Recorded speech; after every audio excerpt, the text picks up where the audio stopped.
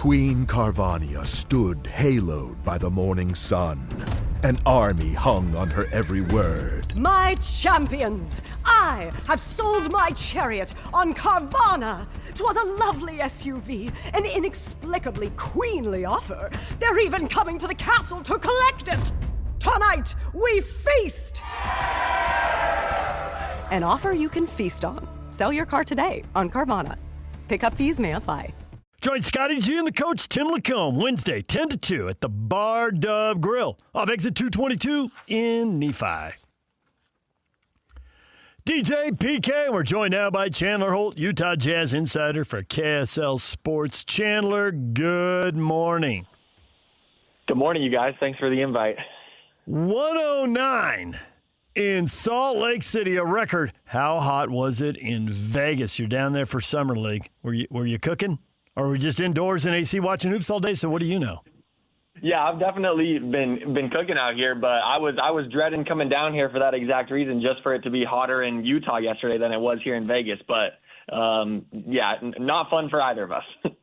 I saw a story that said DiBonsa may shut it down because he's played 2 games and, obviously for precautionary reasons. What are you hearing about Darren Peterson? Yeah, so I was told Darren Peterson, Cody Williams, Ace Bailey are all not going to be playing tonight against the Chicago Bulls. I'm not sure what that means for the 4th and final game against the Spurs coming up, but I know that those guys won't be playing tonight. Well, that takes some of the zip out of everything, doesn't it? Yeah, I was looking forward to a potential Darren Peterson-Caleb Wilson matchup, but I guess we're not going to get it. Well, if they're done, which wouldn't be surprising because we see this with multiple teams and they've got a certain number of games they want to play or somebody gets injured, guys get shut down in this stuff all the time. What do you think the big takeaway is? And we can start with Peterson and move to the other guys. What's the big takeaway for Peterson if he's done? Yeah, I would say outside of him basically being as advertised as a number 2 pick, I would say what has stuck out to me was both the defensive activity on that side, just being all over the court. He had 4 stocks yesterday, for example, but then also on offense, the past 2 games, first 2 days or games of Vegas Summer League, the shot wasn't really falling for him very well. It was kind of inefficient nights, but he still finished with 20 or more points in both nights, and that's just because he's already a pro at drawing fouls and getting to the line, getting those easy points. And if you think about it, that's a characteristic of Shai Gilgeous-Alexander. Go back a few years and you're looking at Houston Rockets James Harden. Like, all of these elite scorers have the ability to rack up some easy points at the line, and Darren Peterson is showing that he can do that. So I really think the sky's the limit for him in terms of his ceiling offensively. How about the ball in his hand? He made that comment the other day that he didn't get the opportunity to do that at Kansas. It sort of seemed like a shot towards Kansas's program and Bill Self. And he says he's having fun again with him being on the ball. We know he's had some turnover issues. Just evaluate what you're hearing as far as what the coaches and the Angels may think of his ability to play on the ball. Yeah, so you're absolutely right. He was used as an off guard most of his time at Kansas. His season high for assists as a Jayhawk was 4. He never posted more than 4 assists in any game. He's posted 5 or more assists in 2 of the 4 Summer League games so far, including, of course, the second Salt Lake City Summer League game, in which he had 12 assists and 2 turnovers. So I do think that he has the ability to play on the ball. I do think his life will be made a lot easier when he's playing alongside another NBA guard in Keontae George.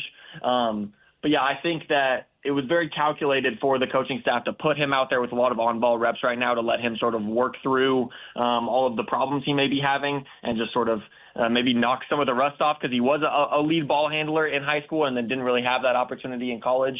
So I do think the duties will be shared between him, Keontae George, Isaiah Collier next year. And with that being said, though, he is facing NBA competition here in Summer League, at least some of it. When the actual season runs around, I wonder if he will be brought along a little bit more slowly, just so they can, get him more comfortable in the offense. What have you thought of Ace Bailey? Yeah, unfortunately, we've only seen Ace Bailey for, I think, maybe 3 or 4 quarters across the 5 games that the Utah Jazz have played so far in Summer League. And, of course, yesterday, before he checked out with his back spasms, a rough night, I think he was 0 for 5 shooting. But my main takeaway for Ace, since we haven't seen a lot of on-court stuff, is he looks a lot bigger to me. Like, and I wonder, I haven't heard anything on this, but I wonder if that's maybe related to the back spasms that he's having. But he looks, I don't know if he looks taller, but he definitely looks a lot more filled out. And that was a thing for him last year, is that he's really good at getting to his spot, but he doesn't really have the strength to maybe attack all the way downhill or do these other things. And I think that with the new frame that he's showing up, maybe he can be an even better scorer in year 2 and year 1 and get to spots a little bit easier. So yeah, unfortunate that we haven't seen a lot more Ace Bailey because of the injury stuff, but I'm hopeful that he could be healthy when the season rolls around. I'm not asking you this, so stay with me, and then you'll get the point, and then you'll get something that I will ask later in a second here. But if I were to ask you, name me all the great plays that Darren Peterson has had in the summer leagues here in Salt Lake and down in Vegas, you'd have to think a second, because there has been several. And now, so that's Darren Peterson doing his thing. But if I ask you to name me the great plays of Cody Williams, you're going to come up with that dunk the other night. So what I'm getting at is we're still only getting glimpses, and there's not enough good plays that we can recite by memory, which means that's a knock on Cody Williams, that he's out there not doing a whole lot. And that's my impression of him. What do you think? Yeah, so I have tried to hold out hope for Cody Williams.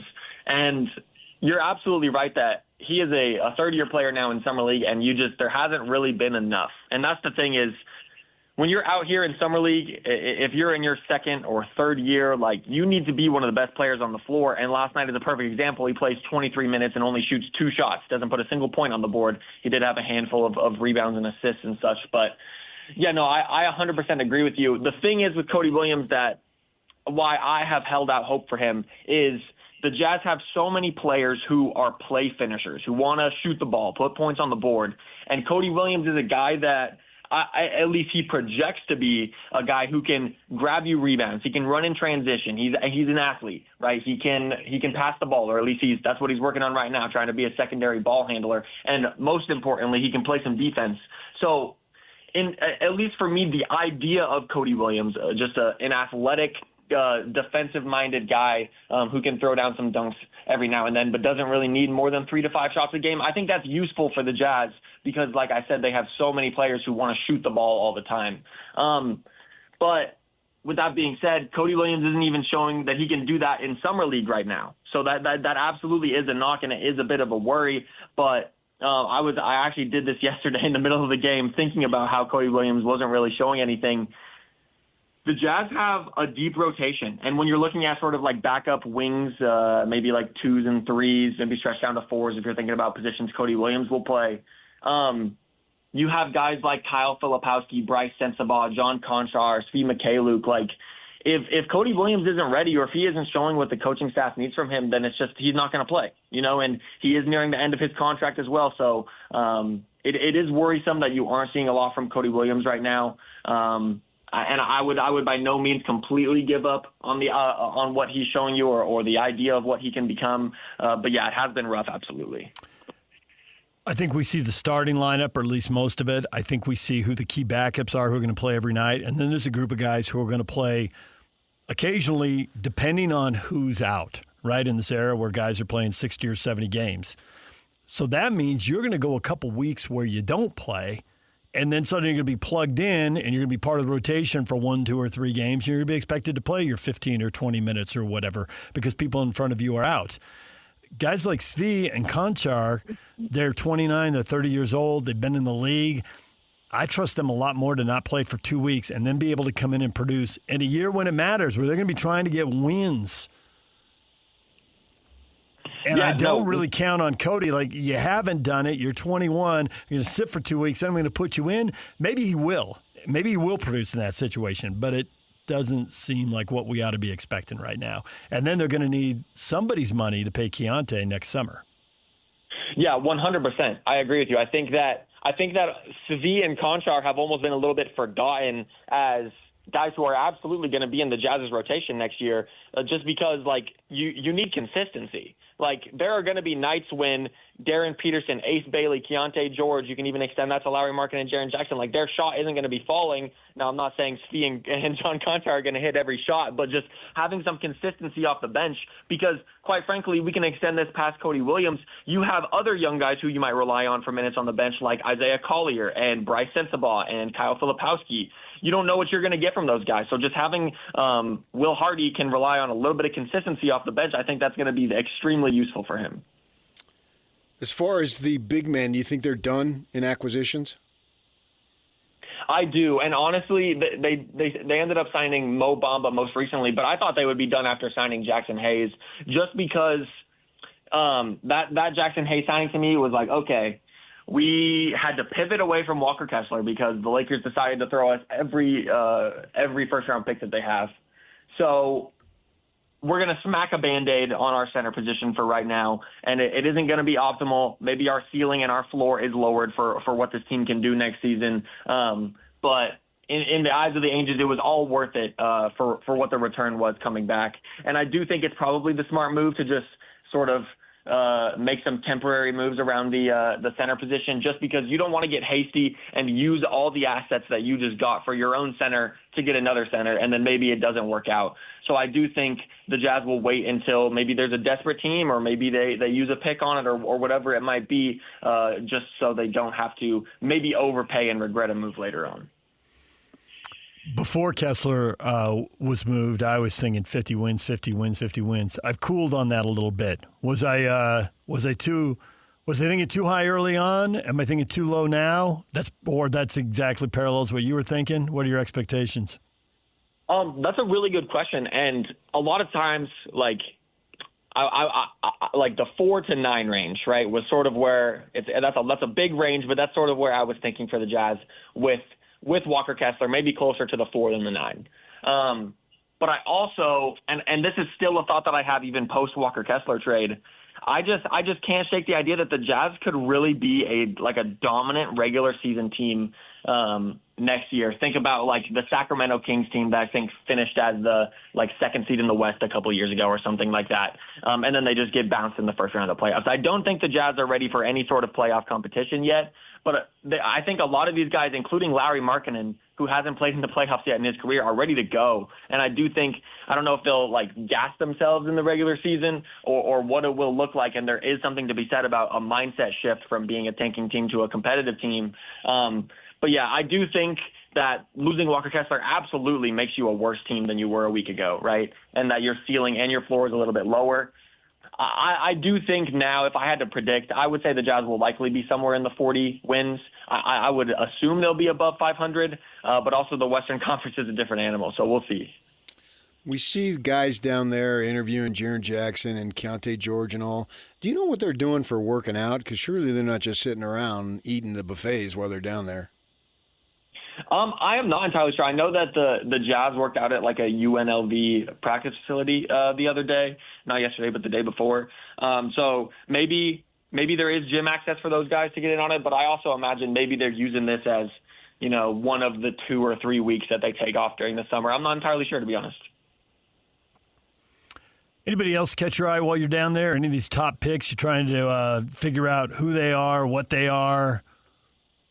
Just get a better beat on them?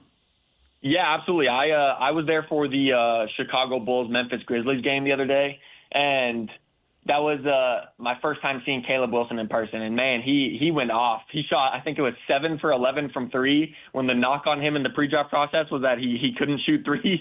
And he brought Cam Boozer and the Grizzlies, who are an extremely solid summer league team, to the final buzzer, basically. But, yeah, he finished with 35. So that was probably the main thing that stuck out to me, just because I had already seen AJ at BYU and Cam Boozer at the Salt Lake City Summer League. So my first time seeing Caleb, it was pretty cool. He's a really good player. If Austin Ames gives you any trouble, you just let me know, okay? Okay. What are you going to do about it? Well, talk to him. Austin, here's how it is. Yeah, you take care of our guy Chandler Holt. He's making a name for himself. He's going to be bigger, like in 10 years, he's going to be bigger than David James. There it is. Embrace it, Chandler. Okay. All right, Chandler. Thanks for waking up and coming on the air here. And when you get back, we'll tell you stories about people who were on the road who did not wake up for our show. Okay. When we called, that's happened. Yock's got a great story about a guy who yawned all the way through a show. That was you forgot about that, right? Yeah, when you go to the Pacific time zone, we've had mixed results. So good work, Chandler. Thanks for joining us. Thank you. Yeah, absolutely. Thanks for the invite, guys. There's Chandler Holt, Utah Jazz insider for KSL Sports. Check him out at KSLSports.com, YouTube, social media. He's got a lot of Jazz content. All right, DJ and PK, we'll take a break. When we come back, everything you missed in this show, we'll get you up to speed next. Stay with us. 3, 2, 1. This is Scotty G and Coach Tim LeComb. Nobody cares about the score. Washington did beat the Jazz 92-88. AJ DeBonsa, his first game in Summer League, had some moments. Darren Peterson still put up the points, but not quite at the level and quite the efficiency that we saw in the 2 games in Salt Lake City. So everybody out there is like, oh, AJ won that head-to-head battle. You've got to remove loyalty, which is hard to do. And I think in this case, there's a lot of people that are torn in this valley because, one guy, AJ, played here locally, and then obviously Darren being picked. So I just actually sat back like a coach would sit back, and I watched it. And I think what AJ showed is what AJ can do. Basically, on one end, AJ was kind of being AJ, and on the other end, Washington was hell-bent on not even letting him get a catch. Catch Scotty G and Coach weekdays from 10 to 2. Presented by Mountain Land Supply on 97.5, the KSL Sports Zone. Queen Carvania stood haloed by the morning sun. An army hung on her every word. My champions, I have sold my chariot on Carvana. 'Twas a lovely SUV, an inexplicably queenly offer. They're even coming to the castle to collect it. Tonight, we feast! An offer you can feast on. Sell your car today on Carvana. Pickup fees may apply. Slacker Radio Headlines brought to you by Trajan Wealth. Call Trajan Wealth today, your local trusted financial fiduciary. Call them at 1-855-TRAJAN1 or visit the website at TrajanWealth.com. Yak, what 2 golfers have you given away so far? I know you can't say who you're going to give away next at the end of this segment. We have given away Colin Morikawa and J.J. Spawn. All right. We'll have another qualifier here at the end of this segment for the Copper Rock Open Championship giveaway. The golf this weekend, PK, we talked about it a little bit. Tom Kim won the Scottish Open by 2 strokes over Min Woo Lee, and Rory McIlroy, who shot a 64. He shot a 30 on the front side. I think it was at 16. He was talking about trying to work on the range and moving the ball right to left, but a little too much of that action, and so he ended up way left. And as he's watching the flight of the ball, he yells, he gets picked up by a microphone, "I am terrible at golf," which is hilarious because he obviously is not. He has a career slam and is a multimillionaire. Yes. I think he's very good at golf. Whoever was on a broadcast at that point is like, I'll trade you. That was a nice quick response. Yeah, but I mean, that's what we do. It's the nature of golf. Everybody hits bad shots. Yeah. Saw a thing, they're back at, I think, is it Royal Birkdale, right? And someone did a thing, they went and stood on the hill that Spieth shot over, and they showed where he used the rule to move back and hit from the range and get a better lie and clear all these hills and mountains and blast it back over all the trouble into the fairway. That was 10 years ago now. And make bogey. Yeah. And then he had an eagle and like 3 birdies down the stretch right after that. 28 minutes or something. Yeah, and he won, which is the last major he won, and they were speculating in this piece, is that the last major he'll ever win? And when they show you the shot he hit, is like super creative, a really difficult shot. That particular shot? And he made it work. Yeah, I mean, it's the angle he's hitting back into the fairway. It'd be easy to go right through the fairway into the junk or to come up short. And phenomenal work by him. Yeah. But it was a decade ago, and now we have our draft, and nobody ever picks Spieth. None of us believe it. And no one ever texts us or emails or yells at us and says, "What do you think?" Well, no one ever believed in Wyndham Clark. No one ever believed in Tiger at the end. No one ever believed in Matthew Fitzpatrick except me. Yeah, baby. How long have we been doing this draft now? Long enough. Not long enough for you guys to catch me. I wish we had the all-time records. No, I think you've doubled me up. Maybe I've got more. 8. Then you've certainly doubled me up. I think I have 3. I don't know what you guys have. Yeah. I don't. You don't care. That's what you were going to say. The Dodgers don't care if it's the Padres or Diamondbacks who finish in second. We did talk Dodger baseball. One of, what do you think? How many teams right now can you confidently say they're definitely in the playoffs? We're at the All-Star break. This is the time. The Dodgers. What are you going to say? Did you know the Dodgers have a magic number, by the way, already? What is it? 55 games. Yeah. I was going to say, PKs should have just said, I don't think of you at all. Yeah, that's what he was going to say. Absolutely. You and I heard the same thing. Yeah. You got your strengths. Dodgers have and picking golf tournaments is not one of them. The Dodgers have more wins than everybody, a better run differential than everybody. They are the only team in Major League Baseball that's already scored 500 runs. And yet the Diamondbacks swept them. Yeah, baby. Take that. You're still laughing about golf. You can't even focus on baseball. How many baseball teams do you have in now? It's the All-Star break. How many are you confident they'll be in the playoffs? Which, as you point out, expanded wild card. It's 12 out of the 30 make it now.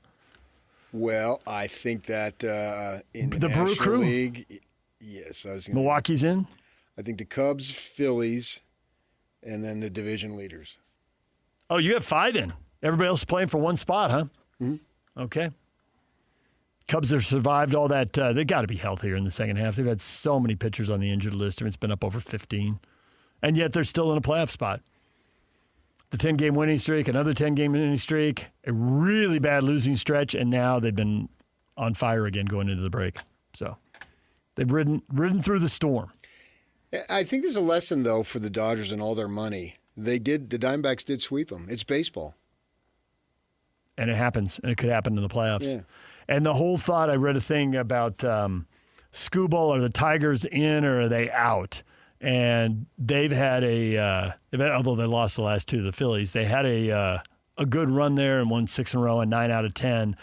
If they're out, if somebody who has an ace gets Skubal, then that team automatically becomes, under the theory of the story. You read Nightingale's. Was it Nightingale who wrote that? Yeah. They automatically become the threat. And that's what the Dodgers should fear. Best thing for the Dodgers is that Skubal stays in Detroit. Or the American League. But, they got Snell and Glasgow who haven't pitched. If they come back, who's to say, what happens there? It's hard to backdoor anything. So they'll have guys that'll do their thing. You see the Machado. Machado had a great quote. He did. It was buried at the end of the Nightingale thing. It's baseball. It's a crazy game. Obviously, there's a lot of things that haven't been really going our way. It's baseball, man. That's the beauty of it. And I've been a part of it. It's a beautiful game, and we're all stupid to be playing it. We're all stupid to be playing it because it's a life of struggle. And that's the ultimate in this game. Yeah, it's the one sport where you fail far more than you succeed. There's no other sport like it. You can make an out. You can make another out. You can make another out. Yeah. And with one swing of the bat, everyone will say, he had a great day. that one swing out of 4. I mean, it's not even a sport where you have to hit 300 anymore. That's long since gone. So no. Well, there's few guys who did. Right. They were always the exception. I think those guys still have a place in this game. But, yeah, baseball is built on pitching, defense, and timely hitting. It'll never change. You change the rules, and they've done very well to change the rules and make it more fan-friendly, which I think they should because ultimately it's entertainment. You don't make a mockery, but you do what you can to make it more fan-friendly. And this idea of shooting a free throw and count as 3 free throws or 2 free throws if it's just a three-pointer or 2 for 1 if it's 2. No, that's not fan-friendly. If you want to shorten it, stop the stinking reviews every 5 seconds. Yeah, that's one thing. But, it's Summer League, so who really cares? But the point being, all sports should try to make their games fan-friendly without making a mockery of the tradition of the sport. And the NBA's tradition is to constantly make it more or the NFL's tradition is to constantly make it more fan-friendly. And we accept changes more quickly than them because they don't have, hey, we haven't changed anything for 50 years. So we don't have to worry about that because they're changing stuff all the time. And like you say, yeah, look where they are. Everybody flocks to it. Yeah. And there's still rules they haven't changed that I'm waiting for them to change. Why you have to get 2 feet in bounds to make a catch? Use the one like in college. It's going to lead to more completed catches and more dramatic catches. So makes the field bigger. I mean, the field's the same size, but I haven't noticed a big difference on that. I'm not necessarily opposed to it. That's one I'm waiting on. Yeah. And the college game, my goodness, if you take a timeout, advance the ball. I mean, Christian Laettner making the pass on the full court, it's such an iconic play because it rarely ever happens. It's really hard.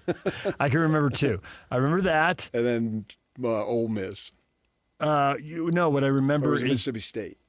No, I don't remember the exact. What it was they threw the ball out, and the Mississippi State guy caught it in the air and threw it to Drew, and he hits the 3 in the NCAA tournament. That's who they did it to. Valparaiso. I think of it as the Valpo play. Okay. I can't remember who they did it to. Yeah, no, I remember the Valpo play. Mississippi State. Okay, I'll take your word for it. Yeah, I remember Duke making it on just throwing it to Laettner, and then Valpo with the quick pitch. And I've seen the pass and the catch work before, but not the shot, because I've seen other people try the Valpo thing, because so many people react to the ball. Yeah, but they need to do that. And don't foul out, guys. Have a penalty. Maybe you get 2 free throws if that dude commits a foul. They got to escalate the free throws. Expelled. Moving to just the 10 I didn't like, because then guys just foul more and it stops the game more. So the penalty has to be big. Maybe you give people 3 free throws or 2 free throws in the ball. So you don't want to foul, but you don't kick them out. Right. Because you want the star in the game playing, but then we can all look at him like, well, you can't do that because there'll be 2 free throws and they'll get the ball back. Right. That'd be a big penalty. There has to be a consequence. Right. There has to be a big consequence. Not expulsion. And stop in the college game. If there's a targeting, they're kicked out the next game. Or the just next kicking half. them out of that game is enough. Yeah, that's good enough. That's a lot. Yeah, that is a lot. Depending on who the player is, yes. It could be massive. We talked a lot of NBA today. The Jazz got blown out by the Clippers. We had Chandler Holt on. He said the word in Vegas is that the 3 guys you most want to see are not going to play in the Bulls game this evening, and probably not against the Spurs on Wednesday. See if they just shut them down this week. We may have seen what we're going to see. I'd drag Cody out there just as a punishment. Until we see more. Yeah, I'm not seeing enough, man. Nope. Not. And he's making $6 million, and they're going to have to be Keontae next summer. And so where are you going to come up with all this money? You're going to have to let people go. Right. So we'll figure it out. We've got 1 year to make an impact. Ace Bailey, some kind of back spasm problem, really limited him. So no Ace Bailey, no Cody, and no Darren Peterson.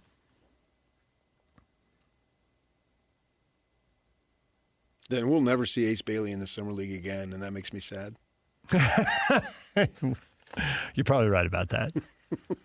Second year, he'll have a good year, and then they don't usually ask the third-year guys to do it. And right. So if Flipper and Collier aren't doing it, you got to assume Ace Bailey won't either. Yeah. Right. They'll see enough out of him. That is an anecdote that it just goes by so fast. It really does. It's not usually how we talk about it. Summer League career is over. Summer League career. That's the point. Yeah. Take advantage of it. Time gets away. Big money stories. We got a couple of them. People love to talk big money. Victor Wembanyama, 5 years, $252 million. He did not take the full $303 million he was eligible for. He wants to give the Spurs more roster flexibility. Can they build a better team around him? He's French, right? Yeah. Immediately right there, he's cutting costs on deodorant. This stuff just comes to you, huh? Yes. That's the essence right there. You capsulized me. Let your inner 13-year-old out, PK. Yes. Deodorant jokes. You put me in a box perfectly. Are we going to see more players do this? Because the second apron, and you hate that term, is acting like a hard cap like they have in the NFL. And we've seen in the NFL, the teams that have good quarterbacks on $30 million beat the teams that have great quarterbacks on $50 million. The quarterbacks making $50 million, they're all really good, and only half of them made the playoffs.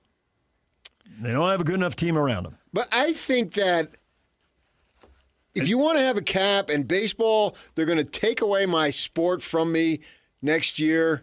Yeah, you're bracing yourself for what seems inevitable. It's a joke, right? Absolutely a joke, right? And you're all making a lot of money. Yeah, but you penalize financially. The problem, this apron stuff, you can't sign this player. You can't do this. You can't do that. Just penalize them financially out the wazoo, if that's what you want. That's what they do. But don't tell me you cannot make moves. You literally can't make the move. You can. You just choose not to. Because you're getting penalized out the wazoo. There's restrictions and they should be. The Knicks won the championship and immediately let the guy go who got the huge rebound in the last minute of the final game. And the owner said, second apron. No, I don't want to pay that kind of money. But I think that it should be tailored for a guy like Mitchell Robinson. I like where you're going. It's not Jalen Brunson. I think the tailoring needs to involve guys you drafted. That's what I said. Yeah, if you develop guys, if you draft guys and develop guys, these bird rights spiels, and we're getting way in the weeds that I don't like going, that it should be, you should be able to keep them.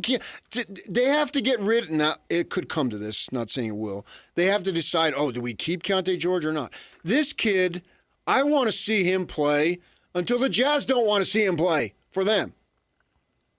Because he has the opportunity to be a 10-year guy. He's going to have a great career. You picked him, 16? That means half the league passed on him. You shouldn't have to give him away.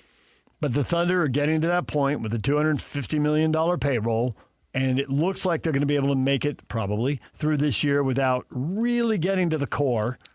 But next year they might have to. And for them, it's full circle. There have been other teams along the way who've had to do this, and more will have to. But they did it with Harden in the previous generation, where they moved him and kept Russell Westbrook and kept Kevin Durant because they couldn't afford all of them under the rules of that era. And it bugs people. The Thunder had something going. They'd been to a final against the Heat, and they broke it up. Now they have a title. They played a great 7-gamer. Yeah, I mean, Durant left, though. He did. But if Harden had stayed and they'd won, would Durant have left? I mean, maybe he would have. I don't know. I know. Who knows him?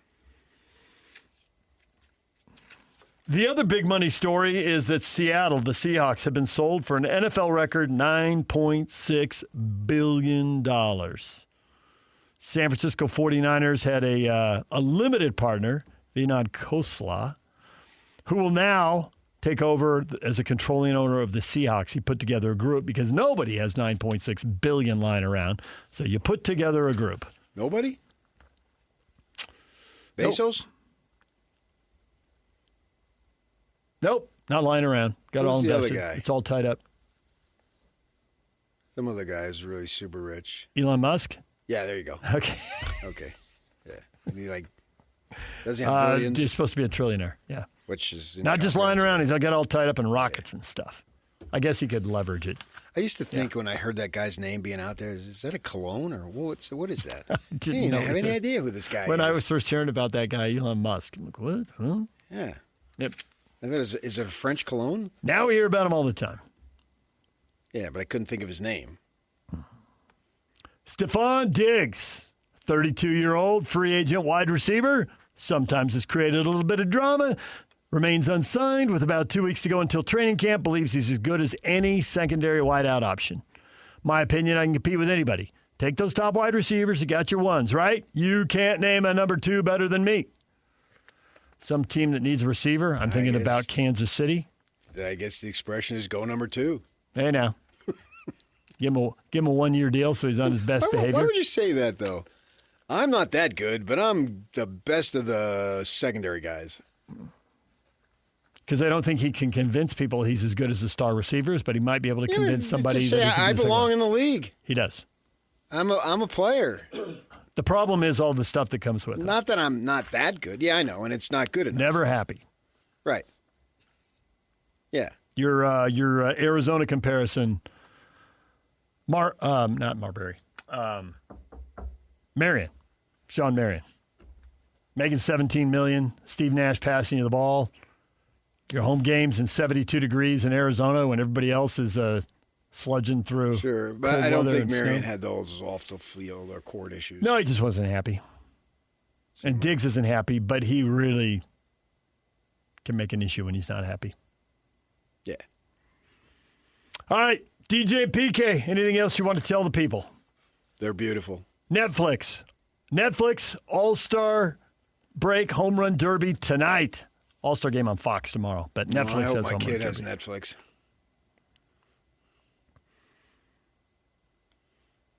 Time to give away golfer. Copper Rock Open Championship giveaway. Caller 12-801-575-ZONE will be assigned a golfer in the Open Championship this week. We're giving away the top 25 and the field.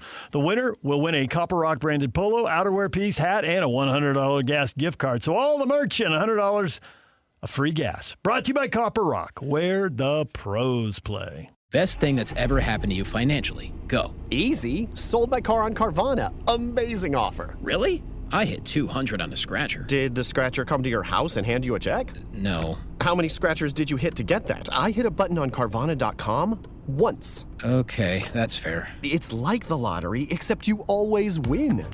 Not like the lottery at all, actually. Exactly. Inexplicably good. Offers worth bragging about. Sell your car today on Carvana. Pickup fees may apply. You're listening to this podcast, so I know you've got a curious mind. Here's a helpful fact you may not know yet. Drivers who switch and save with Progressive save over $900 on average. Pop over to Progressive.com, answer some questions, and you'll get a quick quote with discounts that are easy to come by. In fact, 99% of their auto customers earn at least one discount. Visit Progressive.com and see if you can enjoy a little cash back. Progressive Casualty Insurance Company and Affiliates. National average 12-month savings of $946 by new customers surveyed who saved with Progressive between June 2024 and May 2025. Potential savings will vary. DJ PK, time for your feedback. Caleb Wilson, number 4 pick in the draft, 35 points, 7 threes for the Bulls Summer League team. His first game in 5 months after breaking his wrist. It's too early for buyer's remorse, right? Ben, the Jazz got the best player in the draft. Stop already. Yeah, it's not specifically related to Darren Peterson and the Jazz, though. See how all 3 players that were drafted ahead of him. There was a time when he was talked about as if he could break through one of those 3 and climb into the top 3. And then all of a sudden, all that talk went quiet. And the last at least month, but maybe 6 or 7 weeks, there was nothing about that. And he just seemed locked in at 4, and sure enough, he was 4. Yeah. It's kind of crazy. There's a ton of potential there. Brian, seriously, is this a serious post or clickbait? We have DP. If you want buyer's remorse, take Wilson over DP and regret the next 10 years. Not because Wilson is bad, he's a stud. DP could be that special. All caps for the word that. Yeah, but I'm not taking a shot at the Jazz pick, though. If a 6'10 guy can really shoot it like that, look out. That's the thought. Well, Darren Peterson has done nothing to cause me to think twice. It's more about what Caleb Wilson and how much. The thing about Caleb Wilson is that he was such an unknown because of the injury. Got hurt, didn't play. Yeah. Biggest part of the season. Right. And he's out. And then he talked about how, well, we were looking to run the ball, and so I didn't really get an opportunity to have spot-up shots and so forth. So that's the thing about it. And we've seen guys that are hyped, and then they go to college, and the college thing doesn't work out, and they sort of fall off the map. Or it's not the right college for them to utilize their skills, because those guys, those college guys, it's always a difficult situation for them. They recruit these. If a 4- and 5-star kid wants to come to your program, you're going to take them. But then if they don't have the results, or, you have to fit the style in and all that stuff, and you only got them for 35 games. So there's really no time for development. And they're paid. The coaches are paid to win. Yeah. They're paid to win now. They're not paid to develop a guy for the NBA. Right. But yet you want, and Kevin Young is right to do it, to talk about, hey, it's the NBA, man. Come here. We run an NBA model program. We've got all these people that can help you. Now you judge a program by its commitment on the second row. How many people are sitting in the second row? If they got 10 folks, men and women, then wow, they're really into it. They're spending a lot of money, right? They're running an NBA program. Yeah. And Van Gundy made a joke about it with the Clippers. Now, their bench last night, he said, man, it seems like they got 2 coaches for every player. Well, that indicates, the amount of expense. So they're attracted because you want to go to Kansas because they do put guys in the NBA. But then Self has to negotiate all that. You wonder if these guys, if Bill Self had to tell you the truth, man, that wasn't worth it. I think that's too absolutely much drama and headache. And then he goes out and he says, the kid says, "Wow, man, I wasn't used properly." It's like, bleep you. So then they're here and gone. Go get a bunch of transfers, get some older guys. I know, but if a 4 and 5 star wants to come to your program, what are you going to do? It's hard to walk away from the talent. No, we're not going to take you. It's hard to walk away from the talent. Yeah. And Calipari has had all these NBA guys. He only got 1 title. Got to have the complete team.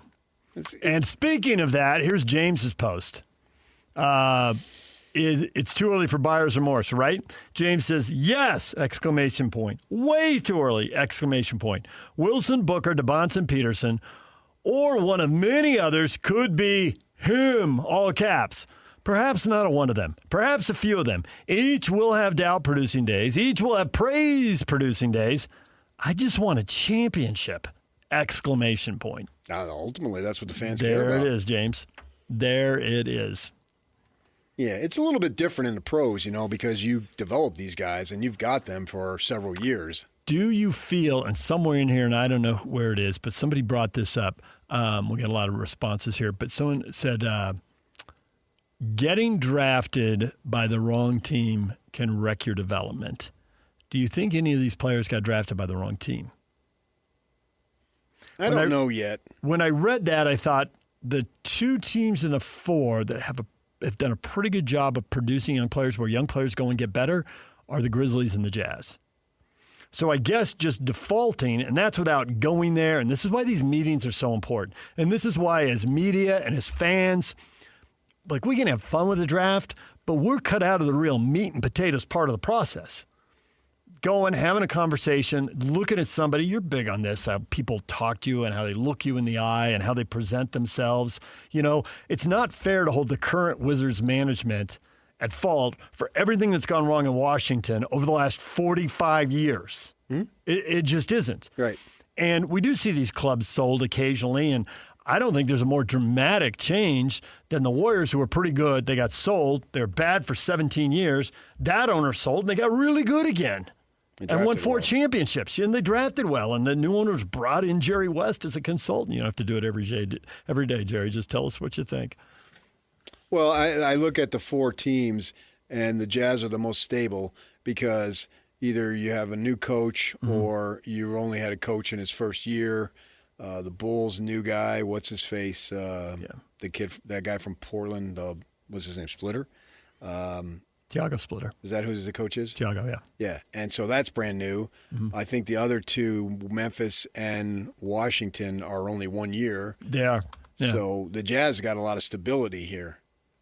And they've had stability. Stability on its own isn't great, but it was stability that made sense. You're going to bring in Will Hardy and give him a subpar product. He's not going to win. I don't care who you are.